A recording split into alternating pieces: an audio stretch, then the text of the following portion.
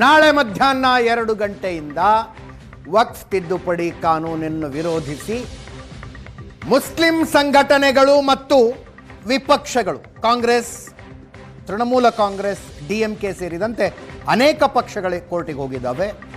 ಆ ಅರ್ಜಿಗಳ ವಿಚಾರಣೆ ಶುರುವಾಗುತ್ತೆ. ಮಧ್ಯಂತರ ಆದೇಶ ಬಂದರೂ ಆಶ್ಚರ್ಯ ಪಡಬೇಕಿಲ್ಲ. ಮುಂದಿನ ಸುದ್ದಿಗೆ ಹೋಗೋಣ. ರಾಜ್ಯ ರಾಜಕಾರಣದಲ್ಲಿ ಜಾತಿ ಗಣತಿಯದ್ದೇ ಚರ್ಚೆ. ಕಾಂಗ್ರೆಸ್ನಲ್ಲಿ ಒಂದು ರೀತಿ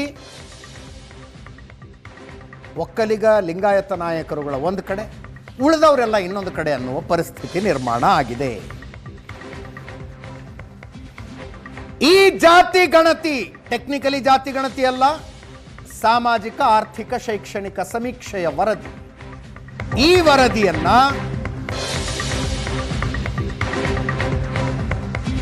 ಇಷ್ಟು ವರ್ಷಗಳ ನಂತರ ಕ್ಯಾಬಿನೆಟ್ಗೆ ತಂದದ್ದೇ ಡಿ.ಕೆ. ಶಿವಕುಮಾರ್ರನ್ನ ಇಕ್ಕಟ್ಟಿಗೆ ಸಿಲುಕಿಸುವುದಕ್ಕೆ ಅಂತ ಚರ್ಚೆ.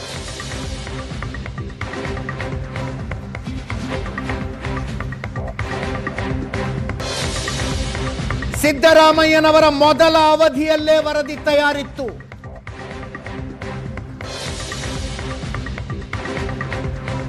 ಅದನ್ನ ಪಡೆದುಕೊಳ್ಳಲಿಲ್ಲ. ಆ ನಂತರ ಸರ್ಕಾರ ಬಿದ್ದೋಯ್ತು.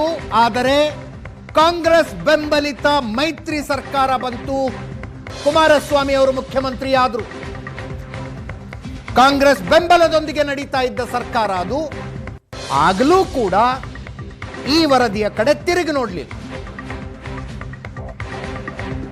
ಮೈತ್ರಿ ಸರ್ಕಾರ ಬಿದ್ದು ಹೋಗಿ ಆಪರೇಷನ್ ಕಮಲ ಆಗಿ ಬಿಜೆಪಿ ಸರ್ಕಾರ ಬಂತು. ಯಡಿಯೂರಪ್ಪನವರು ಮುಖ್ಯಮಂತ್ರಿ ಆದರು. ಅವರ ನಂತರ ಬಸವರಾಜ ಬೊಮ್ಮಾಯಿ ಅವರು ಮುಖ್ಯಮಂತ್ರಿ ಆದರು. ಆಗ ವರದಿಯನ್ನು ಸ್ವೀಕರಿಸುವ ಪ್ರಶ್ನೆನೇ ಇರಲಿಲ್ಲ. 2023 ಸಿದ್ದರಾಮಯ್ಯನವರು ಮತ್ತೆ ಮುಖ್ಯಮಂತ್ರಿ ಆದರು. ಸರ್ಕಾರಕ್ಕೆ 2 ವರ್ಷ ಪೂರ್ತಿ ಆಗ್ತಾ ಇರುವ ಈ ಸಂದರ್ಭದಲ್ಲಿ ಈ ವರದಿಯನ್ನು ಕ್ಯಾಬಿನೆಟ್ಗೆ ತಂದಿದ್ಯಾಕೆ?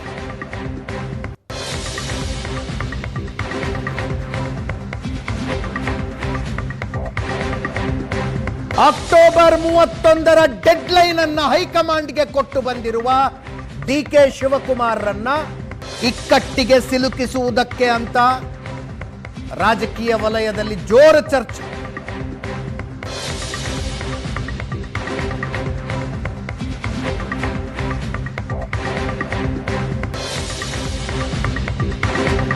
ಕ್ಯಾಬಿನೆಟ್ನಲ್ಲಿ ಮಂಡನೆಯಾಗ್ತಾ ಇದ್ದಂತೆ ಸಚಿವರುಗಳಿಗೆ ಸಾರಾಂಶದ ಪ್ರತಿಗಳನ್ನು ಹಂಚಿಬಿಟ್ಟು ಅದರ ಅರ್ಥ ಸಂಖ್ಯೆಗಳು ಬಹಿರಂಗವಾಗಿ ಚರ್ಚೆಯಾಗಲಿ ಅಂತ.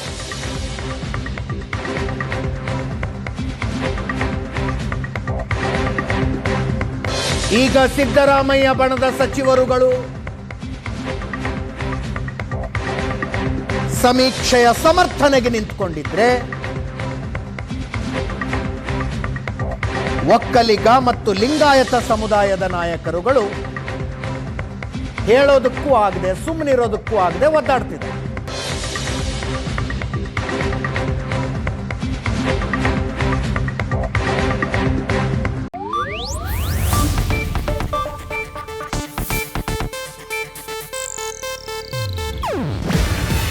ಇದು ಏಷ್ಯಾನೆಟ್ ನ್ಯೂಸ್ ನೆಟ್ವರ್ಕ್ ಪ್ರಸ್ತುತಿ. ನೀವು ನೋಡ್ತಿದ್ದೀರಾ ಏಷ್ಯಾನೆಟ್ ಸುವರ್ಣ ನ್ಯೂಸ್.